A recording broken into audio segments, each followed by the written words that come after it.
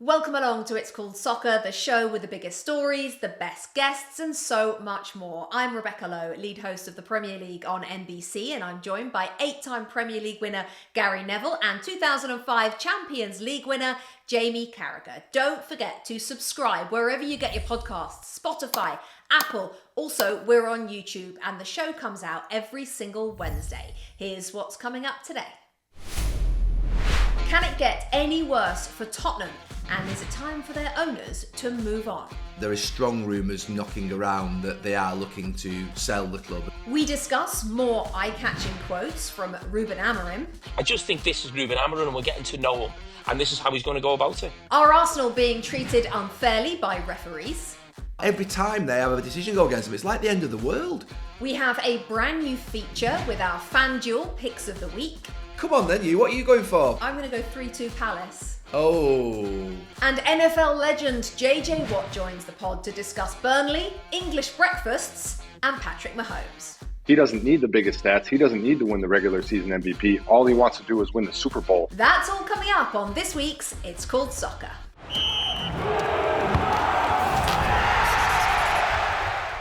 All right, guys, good morning, good afternoon, and everyone watching and listening to us. First of all, massive happy birthday, Jamie Carragher. What are the plans? Where are you? What's happening?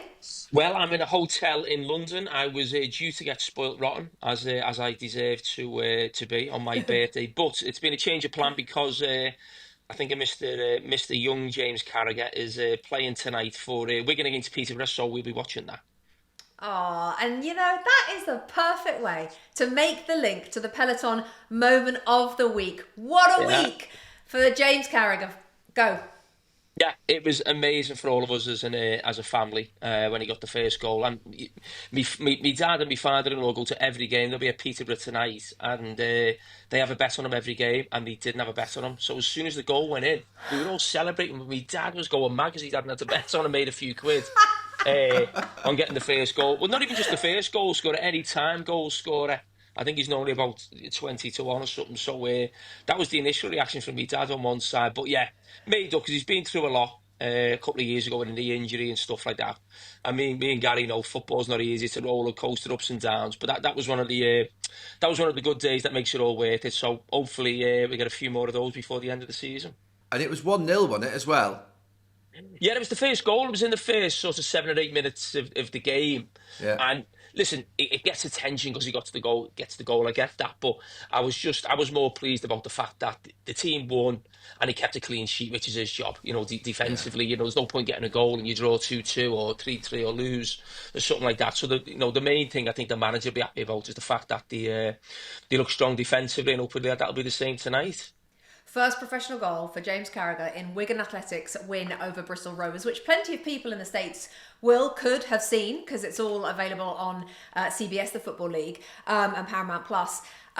It was interesting, actually, because I was thinking about you, Jamie, watching him score and watching him have that moment. And I was also, it made me kind of think a bit about just being a parent, and so many people listening and watching will understand. But when we saw Abdulkadir Kusanov make his debut for Manchester City over the course of the weekend, it was just a horrible, like almost the absolute opposite of what you went through. But I'm sure you've had moments like that watching James down the years. Like, I don't know about you guys, but we were watching it live. As a mum, I really struggled with his little face, with his it was awful. So that is a prime example, as you just said, of the two extremes of being a parent in this blooming game. Yeah, it is, and it makes you don't realise until you go through it yourself what my parents, you know, went through, what Gary's parents went through watching, the highs, the lows. And you know what?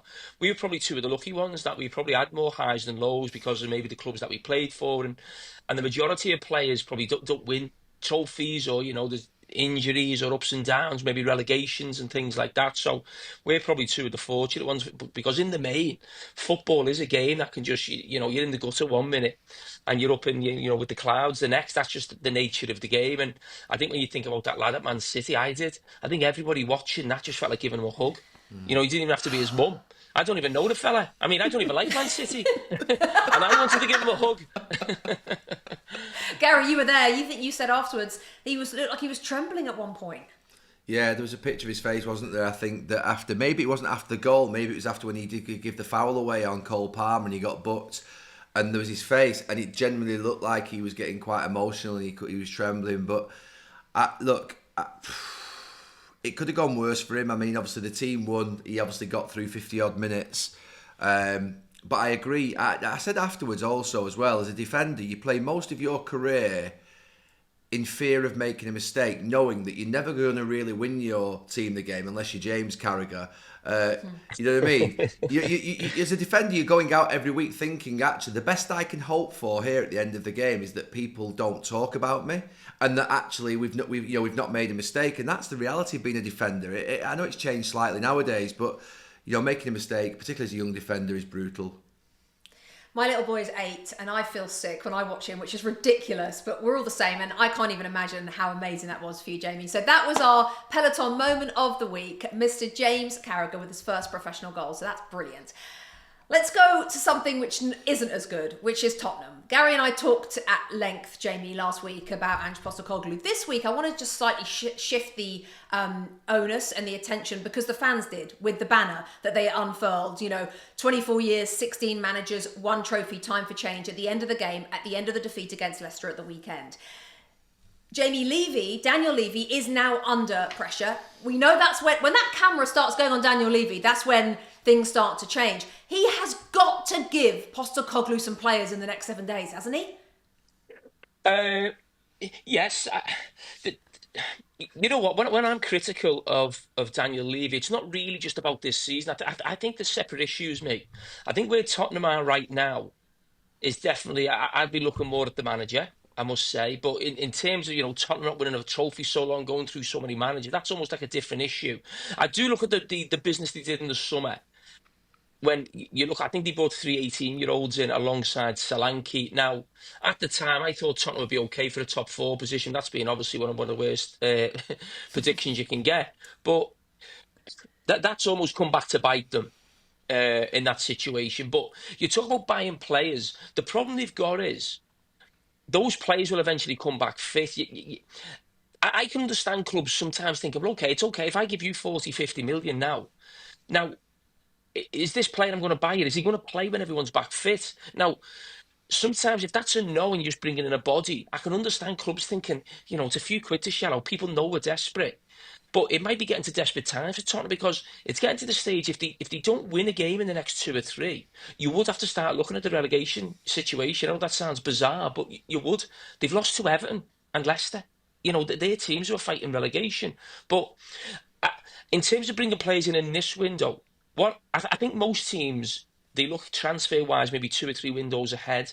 Now, if they're bringing something forward from the summer, and they might have to pay an extra 5 or 10 million, I'd say yes, do it, if that's someone you target. But I can sometimes understand clubs thinking, we're just buying someone for sort of 6 months, and then when next season starts, he's probably not going to be good enough, or the other players are back. So I can understand sometimes clubs or the owners looking at it and thinking, is this value for money? Is this the player that we're just bringing someone basically in?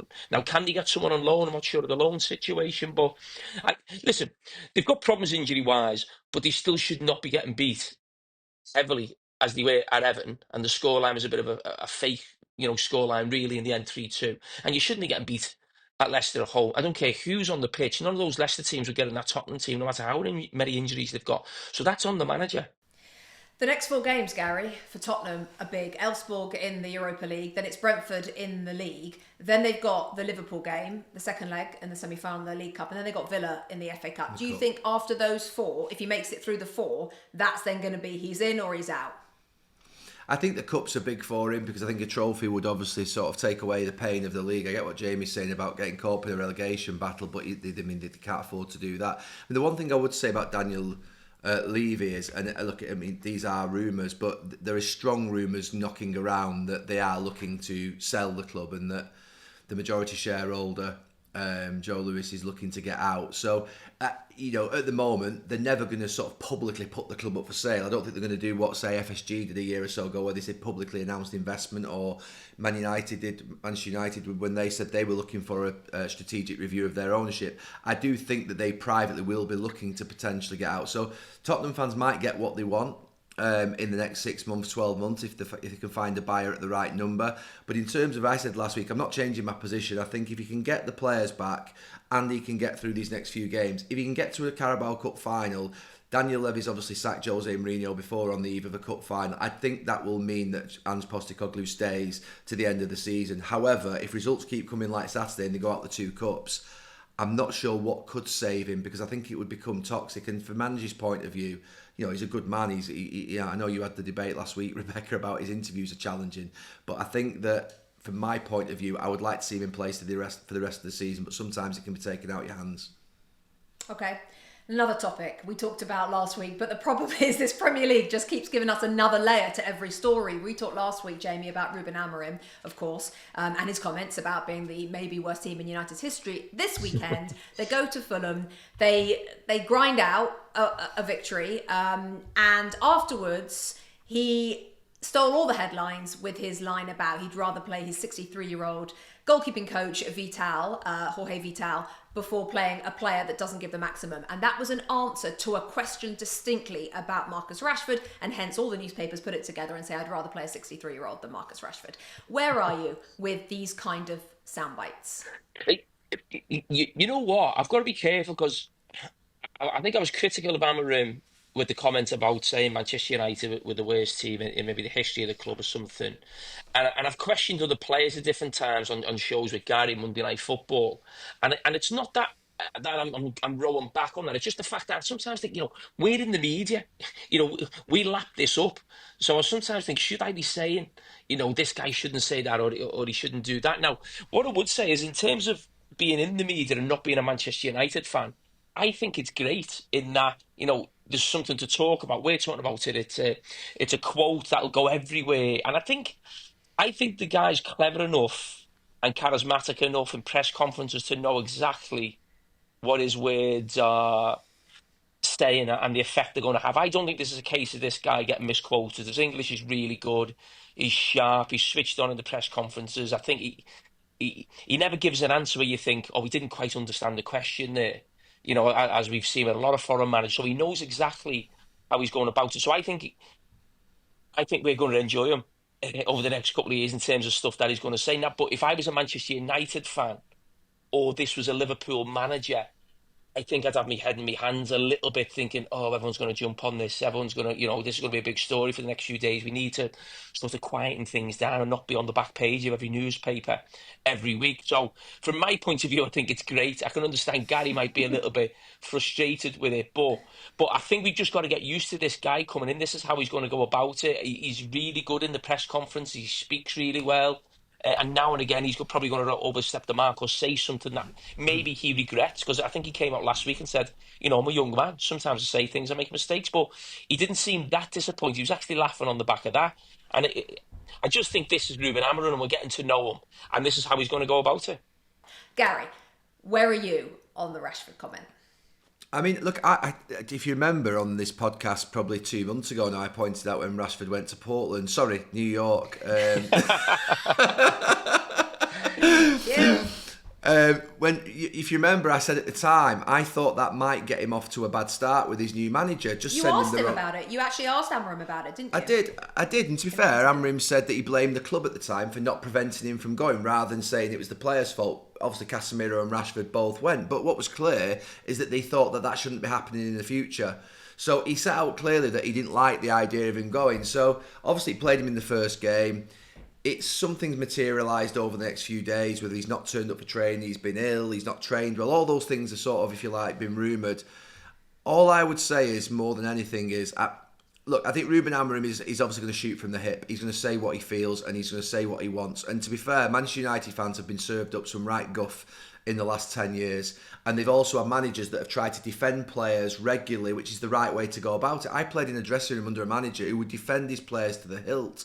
But there gets to a point whereby managers are being booted out of the club and the players are still staying year after year after year, regime after regime. And I think Amorim's thinking, it's either you or me, and I'm going to go for you lot. What I think it is, it's really bad for Marcus Rashford, because it's a stain on his character. If someone's saying that about you on a regular basis, that he's not training well, he's not being professional, his standards are low, I mean, it's really damning on him. And I don't believe, I worked with Marcus Rashford, it was a number of years ago now, but I don't believe inherently he is that individual when he was coming through at United. But I haven't seen him, obviously, in the training pitch in the last few years. And it's a difficult situation because if he doesn't get out of the club in the next 7 days, which he's got 7 days to get out of the club to go on loan, which I think they're probably trying to force him out. They must be trying to force him out and go on loan and get him out of the changing room and out of the training ground. That can be the only tactic of speaking like this. So for me, I hope for two reasons. I hope Amorim gets Marcus out because he obviously wants him out, and I hope for Marcus's point of view he can go and play football somewhere else and have a great finish to the season and get his career back on track, because I think it's sad for both parties. But they're trying to force him out, Jamie, obviously. But at the same time, they're making it really hard for him to go, because if you're a club wanting to buy him, you're not going to jump at the chance of somebody who apparently does this, apparently doesn't do this, and doesn't give their maximum. So they're kind of making it... I mean, it feels like Amorim's just like, it's not my problem. I'm going to say what I want. So Jim Ratcliffe, you get him out, because I don't want him. But good luck getting him out. Well, yeah, and I think that, you know, the powers that be will be a little bit looking at Amorim and thinking, come on, mate, do us a favour. We're all supposed to be part of a team here. You know, we need to move him on. I said this last week on the back of what he said about, you know, the worst Man United team. I could imagine, you know, whoever's above him, Berardi, sort of saying, you know, that's not the language you want from a Manchester United manager. Come on, we're trying to get Rashford out. They're negotiating with teams and they can say, well, your manager's just said this. And I think even on the back of calling them the worst team, there's obviously not just Rashford. There's probably other players they're trying to get out, you know, maybe in this window or in the summer. And it's hard to negotiate and tell these other clubs that, you know, you want a certain figure for them. And you say, well, you said they were the worst team in Man United's history. Yeah. You know, so how can you demand this type of money? So but I think I said this to Gary, I don't know if it was on air or off air, but I think whether we were speaking about Rashford, and I said straight away, Amorim will say, this is not my problem. This is a Manchester United problem. It's not my problem. I didn't give him the contract. I don't want him. You fix it. You've brought me to manage this squad. I'm telling you right now, I don't want that player with me. That's your problem. You gave him the contract. I think he'll be sought after, Rebecca. In the next 7 days, well, they've had 3 weeks and nobody's come after I know, but I suspect there's some haggling going on about how much he'll take in the drop in wages, whether Manchester United will contribute. I suspect there's things going on. I would imagine that, to be fair, there aren't many. Like where? Well, look, there aren't many clubs, there aren't many strikers available that you know could have an impact on the last part of your season that basically you wouldn't have to pay 30, 40, 50, 60, 100 million for. Rashford, in a rich vein of form, switched on, is a hell of a threat, and he can score goals. So if I was a club, I'm talking now probably out of the Premier League, you know, in Italy or Spain, thinking, you know, if we could get him right for 4 months and we can get his wage down to an acceptable level, actually this is well worth a pump, because we might be struggling to score goals and we need something to inject into our season. So I think there will be takers. I don't think there'll be a lack of takers. Well, that's going to be interesting, isn't it? We've got a week or so left until February the 3rd of the January transfer window to see where Marcus Rashford ends up. And also, like you say, how much money of that 300-ish grand a week Manchester United have to pay. Maybe it'll end up a little bit like the Raheem Sterling situation where he went right at the end and Chelsea are paying a lot of his wage. Okay, go on, Gary. No, I was saying, basically, the other club will want to pay 200. United will say, well, okay, Marcus, you need to take a wage cut. Marcus will say, no, you need to subsidise it. And there'll be a three-way, basically, wrangle going on about basically who's paying for what, and they might all have to compromise in the middle. Marcus takes a slight cut, United pay a little bit, and then the other club pay obviously some of it as well.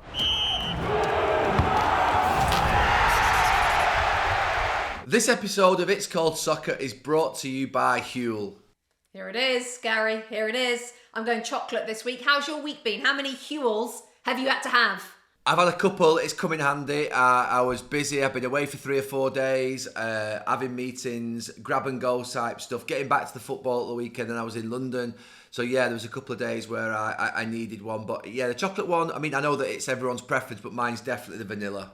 Well, I was vanilla last week, but then I did try the chocolate and I do really like it. And also there's iced coffee flavour and strawberry banana. So I think that suits everyone's taste. Also, because if you're in a rush, like we were just saying, like you've had a crazy week, it's basically a meal replacement. And here's why. There are 35 grams of protein, Gary, and everyone's obsessed with protein, including me. 27 essential vitamins and minerals. 7 grams of dietary fibre doesn't always get talked about. You've got to get your fibre in every day. So this is basically a meal replacement. When you can't get to somewhere to give you a good meal, grab yourself a Huel and take it on the go. I mean, it's the milkshake without the guilt, isn't it? We've turned you into an absolute nutritionist since you joined It's Called Soccer.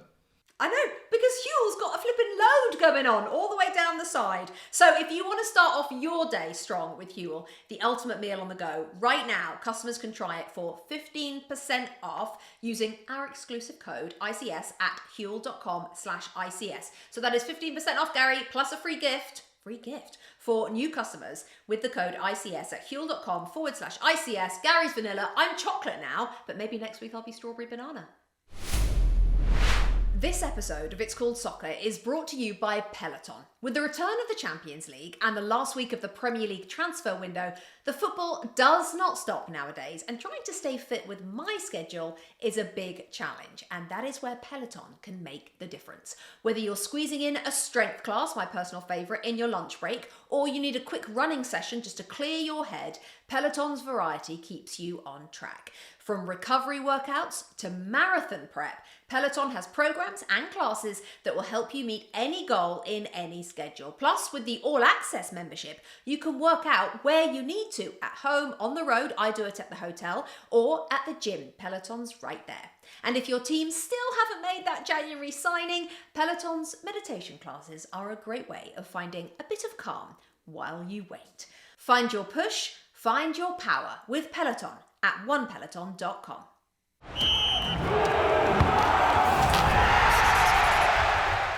Let's move on to another huge talking point this weekend in the Premier League, and we're going to bring in our former FIFA referee Christina Unkel on this one. I'm sure everyone listening has guessed it already. Yes, it is the red card that was given by Michael Oliver to Arsenal's Miles Lewis-Skelly. Let's welcome in Christina. Let's get straight into it, Christina, because this, I was about to say, has divided opinions. Not really. Most are saying one of the worst decisions of the season, the sending off of Miles Lewis-Skelly. Some say, I heard Stuart Pearce, I heard Dean Ashton, two people in the last few days who said can see why it was given. Nasty tackle down the side of his sort of Achilles shin area and a little bit high. That's what they said before Arsenal fans come for me. But is the point not, Christina, that this is, and of course we know Michael Oliver has had a huge amount of abuse. The PGMOL have come out and said this is appalling, this has to stop. But is the point not that actually this isn't really Michael Oliver's fault? He was very close to it, but it obviously all happened so quick. Darren England in the VAR did not say to him, because according to IFAB, I think you're going to tell us, the VAR has to be absolutely on that it was a clear and obvious error for them to say to Michael Oliver, you've got to come and look at it. And Darren England obviously didn't think it was a clear and obvious error, so he can't just say to Michael Oliver, mate, I think you need to have a look. He has to say, we absolutely disagree, now have a look. So from lots of people's perspective, Michael Oliver got the brunt of the abuse, whereas VAR maybe should have been stronger. Yeah, and Rebecca, you hit it on the point. There's two different points of this process when it comes to the utilization of VAR, the technology, and what the officials are doing. First, I'm just going to say no one should ever be subjected to abuse, whether you like the decision, you don't like the decision. Referee abuse, assault, online, in person, attacking family members. That just needs to be eradicated from the game in its entirety. So that I just need to say right off the bat is unacceptable behavior, whether it's from fans or whether it's from punditry, etc. We can talk about decisions and we can talk about them in isolation without attacking the person. So that's just my first step on that. But going to the process, Rebecca, you hit it on the head, right? When I speak about this play in specific, there are two errors that occurred on the field. There's the initial decision by Michael Oliver, in my opinion, I'm going to stick to that, in my opinion, from the referee decision for that to be a direct red card for serious foul play. I do find that to be an error. I've taken a look at the different video clips, etc. So there was an initial error on the field. Does it rise to the level that's needed in protocol, a clear and obvious error for Darren England to recommend that down? Once again, from a clip analysis, educational, and from a training development point, I would say yes, this rises to the level of clear and obvious error for Darren England to send that down. So that's where the second error occurred. Michael Oliver can't take another look on it unless Darren England has it, and then there goes to the second part of that education, the training, for us to have our VARs be confident enough to say, I do find, and he might have found it, that might be an error, mate, like I think that might be wrong, but I don't think it's that wrong. But when you do look at the point of contact, the speed, the mode of contact, some people have isolated a clip. I've seen a couple of clips where it's dead on leading into it, but you don't see that point of contact. You just see some kind of gray. The best angle is if you were looking from the halfway looking in and 2 steps to the left, that's where you can see the distance between the point of contact and where the material contact occurred, which is actually on the top of the boot. There was a glance a little bit on the shin, maybe the side, but the material contact that we're looking at from endangering the safety of the opponent, right? The difference between reckless versus serious foul play occurs on the top of the boot. And that's where we need the patience from a VAR and the training and the ability to take it, isolate it, take your time, right? Obviously, at the highest level, they should be able to be very quick about taking your time. But at the end of the day, take it, know what they're looking for: point of contact, mode of contact, speed, force, to break that down in a very clear analytical way, and then say, yes, I recommend a review for overturning of the red card. Once you take a look at it, you'll see that the majority of the contact is actually on the top of the boot, and this falls under reckless, and then you can also put it under stopping a promising attack. But it really falls under reckless, which is a higher level of punishment. Gary, what do you think? Yeah, I just thought it was a cynical attempt to stop a break-up play like you'd see many times. Classic yellow card, you move on, and the rest of the game, to be fair, occurs where you know that the player's on a yellow card. We see it sometimes, whether it's a little trip, whether it's a pullback of the shirt, whether it's a wrapping round of the arm around the body. Classic stopping of a counter-attack. For me, it was a yellow card. I don't think it was the worst decision I've ever seen in the world. And one thing I will say is, and to be fair, I'm not bothered because Arsenal fans not great fans of me anyway, but I think they've become so entitled. Honestly, are Arsenal, playing against Wolves got more bad decisions against them in the last 15 months than any other club in the country, it feels like. They had some shockers against them last season. And I just feel like every time Arsenal have a decision against them, it was a bad decision. But I feel like it's like the exaggeration in the actual response feels like it's. Maybe that was the same with us at United back in the day, and that's why people didn't like us. And maybe that's what Arsenal are creating now. That siege mentality. Everyone's against us, and Mikel Arteta likes that. But I can see why people didn't like us back in the day in relation to referees, because they felt that that's how we probably acted. And the same with this Arsenal team. There is a definite exaggeration from Arsenal and their cohort of people in their sort of sphere about every time they have a decision go against them. It's like the end of the world. Jamie, I did see a little clip of you talking about, obviously, the abuse has absolutely got to end. Otherwise, how do we play football without referees? Just give us your point of view of this whole situation, if you could. Well, to be honest, I think the fact that it was a 3 o'clock game and it wasn't live on TV. I was at the Wigan game and I seen Arsenal had a man sent off, and then I could see the reaction on social media. And then I heard someone on the radio on the way home saying it was the worst decision I've ever seen. So I've got to wait till sort of, match of the day comes on or something to watch it. But you've already got it ingrained in your head that this decision must be horrific. Now, it was a mistake. The more you look at it, I can. He knows it's a normal trip, that's a yellow card, but he obviously feels that the studs on the ankle or just above the ankle made it like a cynical foul. Now, I didn't think it was, but the referee felt it was. But this talk of people coming out and saying it's the worst decision, I think a lot of it was because of the fact that no one's actually seen it, but everyone had heard about it before they'd actually seen it. So there was something in people's heads about like this decision is the worst decision. And I seen me big pal, Big Meeks, saying it's the worst decision he's ever seen in Premier League history. I'm like, Hulk, I need to have a word with him. But I think it must have come from the fact that he's almost got it in his head before he's seen it. Because it wasn't. It was 100% a yellow card. It was a nailed on yellow that maybe would have slightly, maybe an orange, if you thought the studs on the ankle, but it was a certain yellow that, listen, he made a mistake. And the fact, I think, there's this uproar, and we keep sort of pointing fingers at Arsenal, but I think it's every fan base when they feel they're wrong, because Arsenal had a few players sent off this season. Not that I think any of them are besides this one, were totally wrong, by the way. I think they were all probably red cards or 2 yellows.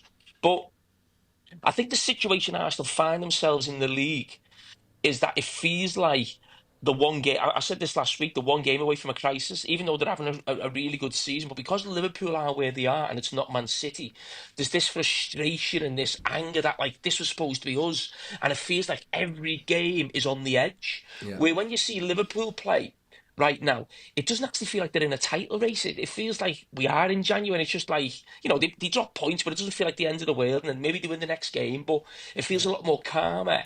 But I think it's the fact that that they're behind Liverpool. They didn't expect that, and it feels like if they draw a game and Liverpool win the game, the next game, the lead will go to say 8 points, and Liverpool have a game in hand, and they'll lose total belief that they can win the league, and that's it. Just feels like very sort of, knife edge stuff. And I think that's where the reaction from the Arsenal fans comes from, is more heightened than you'd normally see because of the situation that they feel like they're one game away from losing the league. Yeah, it does feel like, it feels like Arsenal are teetering every single week and Liverpool just chilling. Just before you go, Christina, you talked about we've got to eradicate this from our game in terms of the abuse to referees. How do you even begin? to do that. I mean, I want it eradicated as much as you, but I don't know how you do that. Yeah, it's kind of the ongoing, right? It's eliminating, it's almost in the same conversation of eliminating abuse towards the players. One of the biggest things that I've taken a look at, and I remember when we came back for Champions League in 2020, was how we saw the onslaught of abuse towards players, things being thrown to players and technical staff. I'm like, wow, if they can't even protect the teams and the players, how are they even going to protect the referees, which is a team that is historically not looked at? So one of the biggest things, and I know that I myself have pleaded for it, on different channels, is essentially that media, that players, that technical staff, that coaching have to be careful with the language that they use when they talk about officials, right? And not personalizing it. We can talk about the decisions, we can talk about the error of the decision, but we have to be very careful in the language that we use that goes towards that individual as a person. We are basically the figureheads and the leaders for having those conversations because it trickles down, and that's what's repeated at the domestic, semi-professional, then the youth, and then the grassroots, and then those fans that talk about it. Will it make it change? No, no, but that can be something that we can take on as the media figureheads in order to lead those conversations.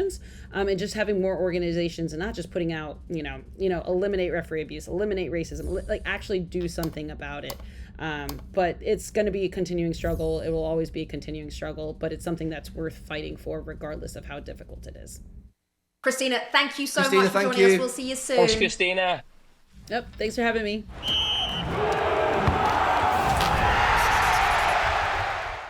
All right, now it's time for a brand new feature on It's Called Soccer. It's time for our picks of the week, brought to you by FanDuel, America's #1 sportsbook. Each week, we're going to bring you our picks and predictions, and we will be keeping score to see who comes out top at the end of the season. You get a point for a correct pick and a bonus point for correct score. So we're going to kick it off with 3 games that are coming up this week. In the Champions League, Jamie, on Wednesday, Barcelona against Atalanta. Barcelona have qualified for the round of 16 and will finish top of the league stage if they beat Atalanta and Liverpool lose at PSV. Only a win for Atalanta will guarantee a round of 16 place for them. Scoreline. I'm going to go for Barcelona 2-1. They had a great victory at the weekend against Valencia. I think they'll want to make sure that they stay in the top 2. I think they've still got to make sure they finish in there because that's quite advantageous to finish in the top 2. It's Liverpool and Barcelona right now. And I think they'll want to cement that and probably finish top because I do think I'm not sure Liverpool will win in PSV because I think they're going to rest a lot of players. So I think Barcelona will be looking to get top spot as well. All right, so you went 2-1 to Barcelona. Gary? I'll go for 1-1. I think Atalanta will probably be at some point in the game told that they need to go and win, and they'll get more desperate and more. I think sometimes when there's more on a game for a team, they just step up a level, and maybe when there's not as much on it for the other team, they sort of just go, we've already qualified. So I'll go 1-1. Okay, I'm going to go 3-1 to Barcelona. Let's talk Crystal Palace at Old Trafford in the Lowe Neville derby.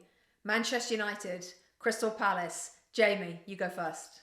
I'm going to go 2-1 Manchester United. I think more often than not, they can see the goals, certainly at Old Trafford. But I watched Crystal Palace at the weekend against Brentford and they weren't great. And I think Manchester United will just do enough. Yeah, I'll go 3-1. I'll go 3-1 United. Will you? Okay. That's just great. Any reasons come on for then. that, Gary? Come on then, you. What are you going for, by the way? I'm gonna go 3-2 Palace. Oh. With the winning goal coming from our new Millwall signing, Romain Esse, who scored with his first touch at the weekend. Got so excited he celebrated wildly, and we're like, guys, it's 2-1. Get back to the centre circle and kick off again. But bless him, because he's 19 years old and he's a proper South London lad. And I'm going to go 3-2 Palace, Romain Esse with the winner. And if he does get the winner, I get another point. And the third one, Game 3, Arsenal-Man City, which is Sunday, 11:30 p.m. Eastern. Jamie, Arsenal-Man City. I think probably a lot rides on how Liverpool have got on the day before. I think it could affect the atmosphere in the stadium. I think if Liverpool have dropped points, there'll be a feel-good factor, and I'd see Arsenal go on and win the game. I think if Liverpool win, there could be a situation where there's a nervousness in the crowd as well. So, as I said, I'm not riding on that. But listen, I think Arsenal are a lot better than Manchester City this season. What Arsenal have got to do is make it a fast, energetic game, a real Premier League game, because I think when it gets like that, Man City struggle to cope. I think Arsenal have got a little bit too much sort of power in midfield for Manchester City right now, and I could see them just winning by I'm going to go Arsenal 2-1. I'm going to go Arsenal 3-0. Oh, wow. Any reason for that, or just going to... I thought City were there for the taking last Saturday. To be honest with you, against Chelsea, I was really disappointed with Chelsea. I think Arsenal will have such an intensity on Sunday that I think they'll really find it difficult. I think the way they recycle the ball, Arsenal, keep the ball and pressurise in set pieces, and I just think they'll get a goal. And I just think it's one of those games which might just go away from City. Okay, I'm going 2-1 to Arsenal. I think they are finding a way at the moment to just squeeze by. I don't know if it's going to be that easy, but I'm going to go 2-1 Arsenal. Okay, that's our picks of the week, brought to you by FanDuel, America's #1 sportsbook. We'll be back next week with the results and see who's winning.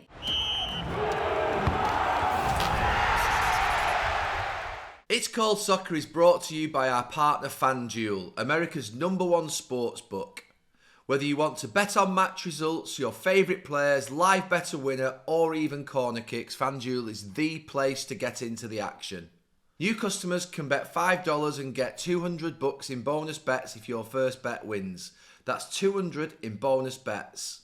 And if you already love betting on the big game, FanDuel is giving out same game parlay profit boost tokens on this week's Champions League ties for a chance to increase your winnings. Visit fanduel.com/ICS to get in on the action. It's safe, secure, easy to use, and if you win, the payouts are instant. FanDuel, America's #1 sportsbook. Must be 21 plus and present in select states or 18 plus and present in DC. First online real money wager only. $5 first deposit required. Bonus issued as non-withdrawable. Bonus bets which expire 7 days after receipt.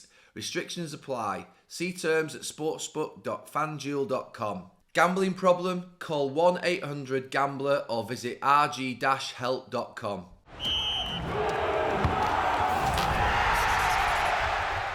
Delighted to welcome NFL legend to It's Called Soccer. Okay, I'm going to go with JJ. 3 times Defensive Player of the Year, 5 times first team All-Pro selection, Houston Texans legend, soccer fanatic, friend of all of us, and part owner of the best defence in England right now, Burnley Football Club. I actually don't know if that's true, but 9 goals conceded in 29 is ridiculous.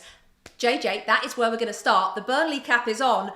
Burnley Football Club, what is going on? We're playing very, very good defense. We've obviously got a great keeper in James Trafford who refuses to let a single ball into the net, which is not good for me in my personal bet with him. But which is?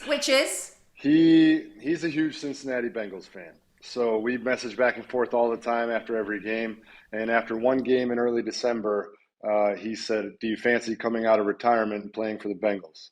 And jokingly, knowing that there's 25 games left, I said, "Sure, you don't concede a goal the rest of the season, I'll do it." Lo and behold, we're now 7 games into a shutout streak, which is a club record, and he hasn't given up a single goal. So I'm sitting here like I should have just said this at the start of the season, and we'd be doing great. That's amazing. And obviously, JJ, when you got relegated, as a part owner, it was your sort of first experience of that pain as at that level of the game. What's it been like to go through a season in the Premier League, which at times was fun, but on the whole kind of miserable, and now actually enjoy football again? So when we started our ownership journey with Burnley, we were in the championship on our way, obviously ended up in promotion. We got the parade. We were first place. We won the championship. It was incredible. And we were like, this is awesome. It's going to be a lot of fun. And knowing how tough the Premier League would be, it certainly ended up being that tough and more, obviously. It didn't go well for us. Enjoyed it, learning experience, but certainly not how we wanted it to go. Now being back in the championship, I think our fans are really loving it, even though I think they would like a few more goals here and there from time to time, but we won't complain. But it's a lot of fun. There's obviously differences. The championship, no VAR, big fan of that. Love no VAR. Also, the atmosphere, there's a difference to the game. There's a ruggedness. There's a physicality. There's just a different aura about the championship, and I really enjoy it. But don't get me wrong, I wouldn't mind being back in the Prem next year. JJ, can I ask you about your goalkeeper? You just mentioned him, James Trafford. I know he's on a great run of clean sheets, but I just wanted to ask you the way he conducted himself a couple of weeks ago, I think it was, with 2 penalties against Sunderland. What do you call that? The dark arts, gamesmanship, shithousery? I mean, what are we calling that in American football? Can you not understand him, JJ? We don't either. I can't hear him. I don't have any audio. any audio. Oh, no! I You can't hear Jamie. No, I only have you two. I don't have Jamie. I only have Oh, Rebecca my and Garrett. goodness. That's not a bad thing, JJ. I genuinely thought it was the accent. I was like, is there a delay going across the pond? I don't know what's going on. JJ, I'll translate that for you. So basically what Carragher said was that he said that James Trafford a couple of weeks ago in Sunderland, he said there was gamesmanship. He used the word shithousery when he was basically facing the penalties. What do you make of that? Well, first off, he's our shit house. All right, he's our shit house. We're damn proud to have him. And if there's anybody that could identify a shit house, it's Kara himself. So I'm no surprise there. All right, just it must be like he was playing against a keeper like Traff his whole career, because he's got 4 goals to his name in his entire career. So I understand. But I love it. I love it. I think the gamesmanship is all part of it. I mean, I was watching it, and the first pen, you're like, all right, if he saves this, it's pretty incredible. This is nails it. And you're like, oh, my God, he saved us. Then another pen, and you're like, surely. No, I mean, we surely have run out of luck here. No chance.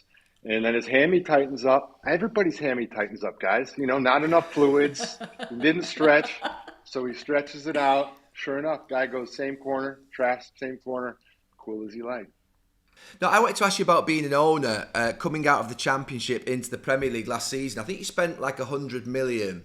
And if you remember when Burnley used to come up from the, say, Championship 5-6 years ago, the strategy was to be sustainable, make sure that you didn't overspend, have those reduction clauses in the contracts. Would you do it differently if you went up again next time? Or would you go, no, let's spend another 100 million to try and stay in the Premier League? How do you see that as an owner? I think it's a very interesting conversation. It's a philosophical thing, because you also look at those Burnley teams from the past. They had one team that pretty much stayed together throughout their entire career. And the issue with that, it's great for a long time because of chemistry, because of everybody playing together, because of the love for the badge and everything.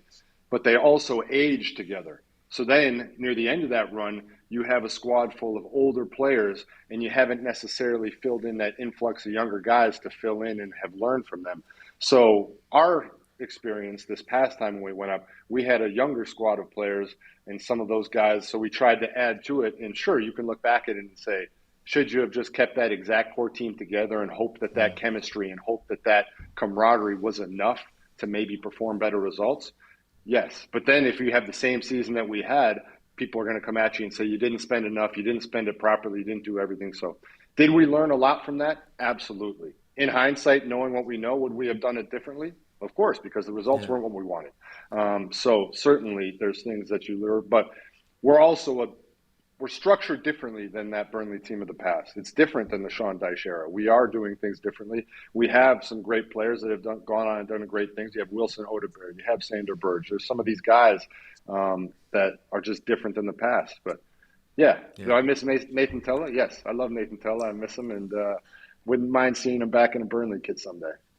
JJ, just to let you know, Jamie Carragher is still listening. He's devastated that he has I'm no devastated. comeback. I can't see him. I'm sorry, Jamie. I'm sorry. I wish I He's on his phone. It's his birthday today as well. And he's on his phone. I know, in a London hotel. I'll just translate. He says thanks. That's how we'll have to do it. JJ, let me ask you about, I'm really interested because you came in the studio to see us a little while ago, and you're as super fan today as you were the moment you stepped into Turf Moor. The way your social media is, and it's how we all communicate these days, is pretty 50-50, I would say, between soccer and football. We talked about the hat that never leaves your head. I've seen it on NFL shows. Just tell me a little bit about how, over the course of the last couple of years, your conversations away from the media with your friends, people you know, maybe fans, people you don't know, how much has it gone a little bit more towards soccer? You know what I mean? Has it gone a little bit? Significantly. And I would say not from my side, but from everybody else's side, which is the coolest thing for me to see. I will now have every single match day, my buddies texting me, what time is the game? Can't wait to watch. They're sending pictures in their Burnley shirts. I'll be walking around. I was just at the AFC Championship game on Sunday, and we had the big match against Leeds on Monday. Yeah. Literally dozens of people coming up to me, whether it's my colleagues, whether it's fans in the stands while I'm walking around pregame on the field, saying, big game tomorrow. Can't wait to watch the match. And I'm like, this just wouldn't happen. People weren't speaking about Burnley in this way or following along in the championship, much less the Premier League. So it's been really special. It's been really cool. And then it also goes to, I'm grateful for my colleagues at CBS. We can watch every single championship game on Paramount Plus now, which we weren't able to do that a year ago. So the last time we were in the championship, I was streaming the ownership feed. Now all my buddies and friends can watch on Paramount, it's incredible. JJ, just talking a bit about philosophies in American football and soccer. Last year, Vincent Kompany has a style of play. He wants to stick to that style of play. He doesn't change the whole way through the season. I know he adapted a little bit after Christmas. And we've seen it this season as well with managers who are losing football matches and they're not changing. I mean, it drives me crazy, to be honest with you. I think Carragher as well, because when we played, we would adapt. We'd sometimes play counter-attack, sometimes you'd play high press, sometimes you'd play possession. And you adapt and you're pragmatic to the situation you find yourself in. Relating it back to your American football career, would you stick to the same philosophy irrespective of results, or would you adapt during games or from game to game? I look at Andy Reid as a perfect example of this. Kansas City Chiefs head coach, obviously extremely successful. They're in the Super Bowl, trying to get their fourth in 5 years. The Chiefs' offense doesn't look the same this year as it did last year's Super Bowl team or the year before that, because he has different players. They have different skill set. Defenses are attacking them differently. So he's constantly adjusting and changing. But that's what makes him so great. He doesn't care how he gets it done. He just wants to win games. And Patrick Mahomes doesn't care how he gets it done. He doesn't need the biggest stats. He doesn't need to win the regular season MVP. All he wants to do is win the Super Bowl by any means necessary. And that's what makes them so great. So I'm like you guys. I think that the adaptability is great. I understand why, when obviously we were talking with Vince throughout the entire thing, throughout the whole season, and there was a plan in place. There was a philosophy that he wanted to implement and wanted to get that going over time. Clearly, it didn't work for us that season. But yes, I do think there's an American football parallel in adjusting, and you got to just find a way to win. Yeah. And JJ, is there an American football parallel with, you look back at maybe the Arsenal Invincibles under Arsene Wenger, the way that Man City at their peak played under Pep, that beautiful football, the beautiful game. In NFL, are there a couple of teams over the past 50 years that have sort of played beautiful American football, or does that kind of not quite go? No, I think there are. I think the first one that came to my mind was the Greatest Show on Turf, which was just, the Rams back in the day when they had this kind of air it out style offense where they were just scoring a bunch of points. I think there's also this game between, I believe it was the Chiefs and the Rams a couple of years ago that ended like 52-49. And as a defensive guy, I can't stand that people say, like, that was the greatest game of all time. I'm like, all right, let's hold on here, okay? I like a nice 9-3 game. Let's get some, Everybody's on me yesterday. Leeds Burnley 0-0. I think there was one shot on goal the entire game, and everybody's like, this is ridiculous. I was like, that was pretty good. No, I liked it. It wasn't too bad. But, I mean, I understand. Everybody loves offense. Everybody wants goals, so I get it. Rebecca, could you relay a question to my Yes, I friends? can. I'm going to relay a question from Jamie. Go, Jamie. I'm not a massive American football fan. I'm not too aware of the Super Bowl and different things, but I watched the TV program on the quarterbacks. I think I've mentioned this to JJ before, and Mahomes was on it with a couple of other quarterbacks, but he obviously stood out like the star. He's in the Super Bowl again. Probably going for legendary status. Who is he in soccer, if you like? Are we talking the level of Messi here, or is it below that? I mean, how good is this guy? Okay, JJ, this is hilarious. I'm having to translate. This is the best Jamie's voice has ever sounded. It's incredible. So he's saying he watched the quarterback show on Netflix and he loves Patrick Mahomes. Is there an equivalent in soccer to Patrick Mahomes? Are we talking Messi level? I mean, you're certainly getting to that level of conversation. I think Tom is still the Messi. Tom is still the GOAT. Tom Brady holds that title. He's going to hold that title. I mean, 7 rings, everything that he's done. But I do think that Patrick now, especially this year, if he does indeed go on to win it, has put himself pretty firmly in that second place position as a 29-year-old with plenty of time to go out there and chase that title and try and take it down. So it's incredible what he's done. You have to tip the cap. I know people love to hate superstars at times because they have so much success and we like to build people up and then tear them down. But as a player who knows how difficult this is and how impressive it is, I can do nothing but tip my cap. And I think that's a similar thing that you guys see in your sport with everybody who tips their cap to Messi. It's incredible. Super Bowl, Philadelphia Eagles against Patrick Mahomes and the Kansas City Chiefs again. So that's on Fox. So for Jamie and Gary, if you didn't know, over here, the Super Bowl rotates around the big networks. And this year it's on Fox. JJ works for CBS. But will you be there, JJ? What does your week look like? Because it ain't just one day. No, it's not. So normally I go when there's festivities and things all week and you have, endorsements and commercial commitments and everything. This is the first year that I said I'm not going at all. I'm just taking it off. I'm going to relax.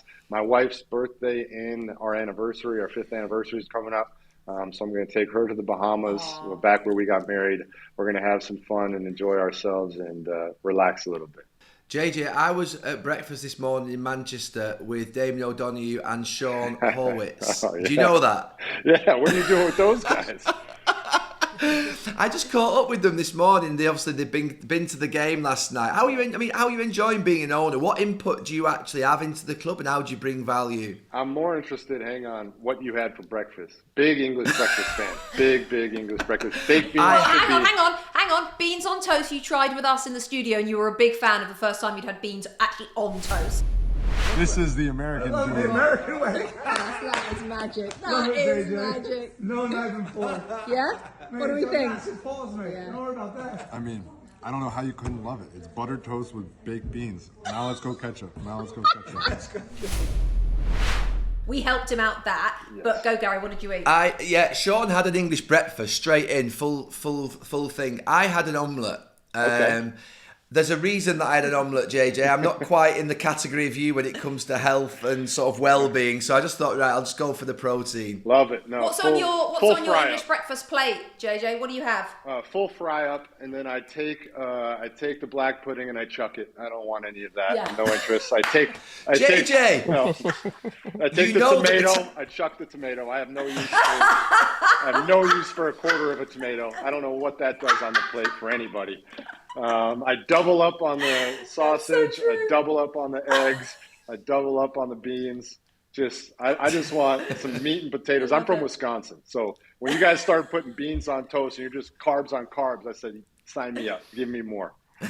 But I like the ownership side. They speak about the guys that I'm in with, and it's a fascinating Rubik's Cube that you're trying to figure out at all times, because not only are you worried about on-pitch product and trying to make this thing and trying to win matches every single week, but you're also trying to have a vision for the future for what this squad is going to look like next year after the next window, what this organization is going to look like as a whole, how you're going to build this out, how you handle the fan base and the supporters, and literally the structure of your stadium. And you know this well. I mean, it's so much that goes into it. And then at the exact same time, you're dealing with an entire board of people who all have their own opinions. And you're trying to get everybody on the same page on how much money are we going to spend? How are we going to delegate that money spend? Do you like what we're doing? Well, he doesn't like what we're doing, but we need his money and we need to be on board and we need to understand that this is what's best for the future, maybe not what's best right now. It's been just a great, great learning lesson for me, and I've really enjoyed it, and everybody's been great. JJ, because Jamie can't ask you, I'm going to ask you. If there was a player in the NFL that was sort of the equivalent of Jamie Carragher, what are we going with? Oh, man. This could go a million different ways, and I could insult Jamie. I could insult NFL players. I could insult... I'd be like somebody's going to be upset with me at the end of this. I'm trying to think of a proper... Just somebody who riles everybody up. Somebody who JJ, let me help you with a little bit of criteria. So a one club man. Yeah. As you said before, an arsehole. and also very solid defender, but was known for being a scorer of own goals. So basically, sort of like. The own goal thing, the first person that came to my mind when you said the own goal is Leon Lett for the Dallas Cowboys, because he scored. He went to pick up a fumble and like kicked it into the end zone and scored on his own team a couple times. So there's that. I'm trying to think of like a one team, very Rebecca, solid can I give a bit more criteria? Also a shit house. Yeah, Jamie would like to give you a bit more criteria. Go, yes, Jamie. This player has also got to have played in the greatest Super Bowl final of all time. This and won. player has also got to have played in the greatest Super Bowl final in Champions League and won. Yep, that's fair. That's fair. I keep going back to the name that keeps coming to my head is Ndamukong Suh, because he's a dominant player. He's incredible. I think he should have won the Heisman Trophy. I think he's one of the best defensive linemen to play the game. Who does he play for, JJ? He played for the Detroit Lions for a long time, and then he played, I believe he went to the Super Bowl. Don't quote me on this one, but I believe it was with the Buccaneers. But he also, he kicked a couple guys below the belt. Yeah. He didn't want to face him in a fight, that's for sure. So I will give him that. Yeah. Right, okay, JJ, we're going to have a little look at you playing some football.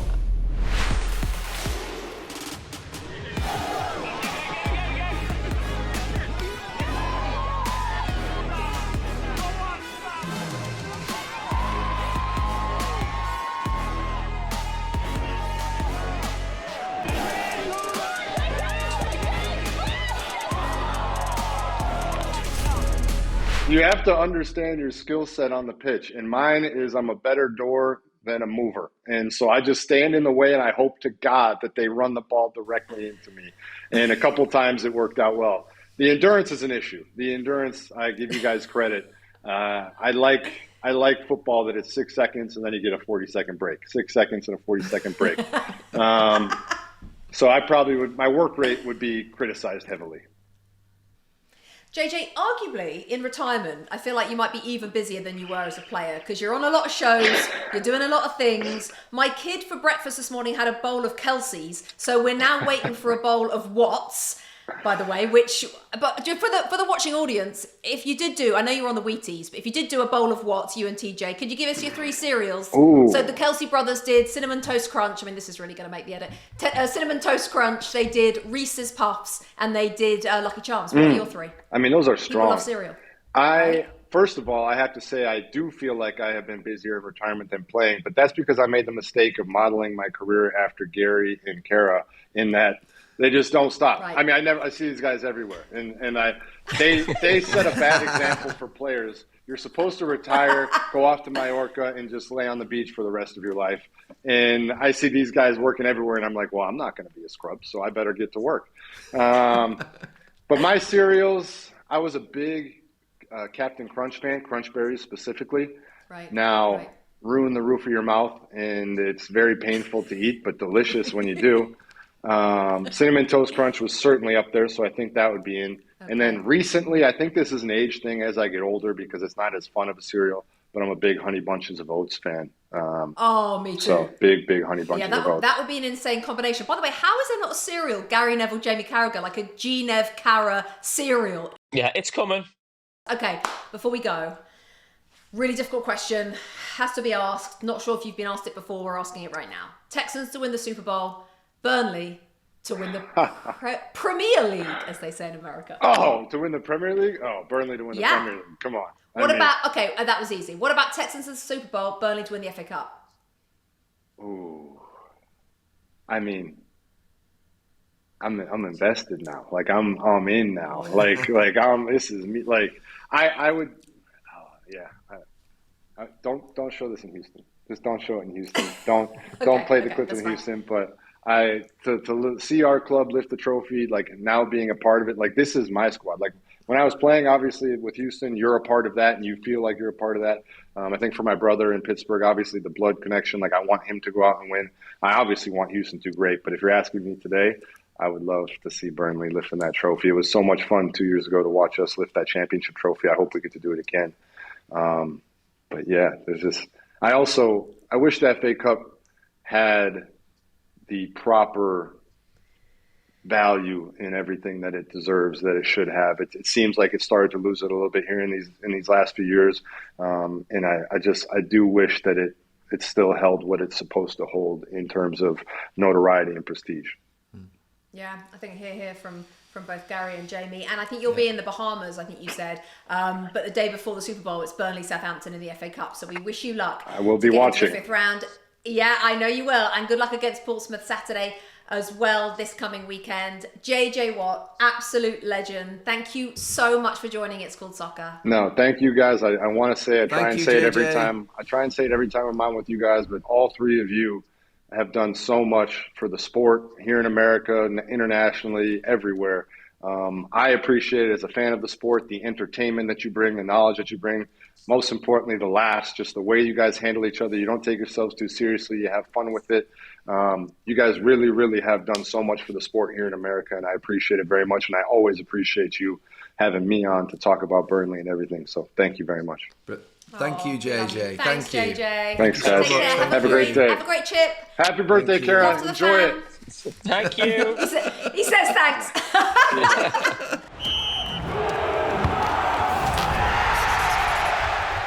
Now, before we go, we thought that no birthday is complete without some well-wishers sending their love. And we have been sent a message from one of your adoring fans, Jamie Carragher, and fan of the show. Here is Seamus. Ooh. What's the crack? How you doing? It's Seamus here. I want to give a quick shout out to Rebecca Lowe and Gary Neville for that awesome time I had on the It's Called Soccer podcast.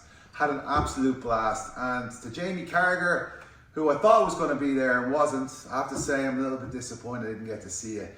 You know, I've been a lifetime Liverpool fan, and for you, having played for Liverpool for so many years, I was looking forward to a good chat with you fella.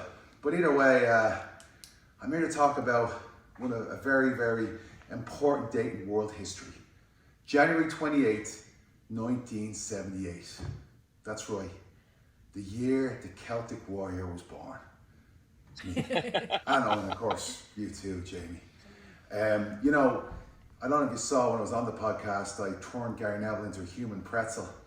His fly was down, he was getting really excited, it kind of got a little bit strange. But either way, we asked him what his name would be if he ever became a WWE superstar, and I think we fell on the Weasel, which kind of sums up Gary a little bit. But people have asked me since then, like, Jamie, what would Jamie Carragher's name be? You know, Gary and Jamie are two peas in a pod here now, you know what I mean? And with all the years of punditry behind you, Jamie, I asked all the lads back home in Dublin, and we're like, what would Jamie Carragher's name be, you know? And we all came to the conclusion that the best name for you is the Waffler. Because, you know, you talk a lot of shite. Either way, fella, I want to wish you a very happy birthday. Lawbra have won a dit, and I will be in Carragher's Bar in New York City celebrating my birthday with the best pint of Guinness in town. So if you are free and you are around, I'll save a seat for you at the bar. Alright, fella? Again, happy birthday, Lawbra have won a dit, and sláinte. And if you do turn up, first 4 rounds are on you. Oh, so thanks to Seamus. So the Weasel and the Waffler, I love it. The Weasel and the Waffler. I'd rather be the Weasel than the Waffler. By the way, before we go, the Weasel has won an Emmy. You've won a flipping Emmy. I thought I'd just bring it up because otherwise you're just going to probably... there it is. Wow. That is impressive. What's it for again? It's for the Beckham documentary. I played a very small What did you do on that? An executive producer, Rebecca. I'll explain that role to you in a bit about television when we're off air. Put your Emmy away, Gary Neville. Put your Emmy away. Gary, Jamie, have a wonderful rest of your birthday and a great week, and we'll see you guys next week. Thank you.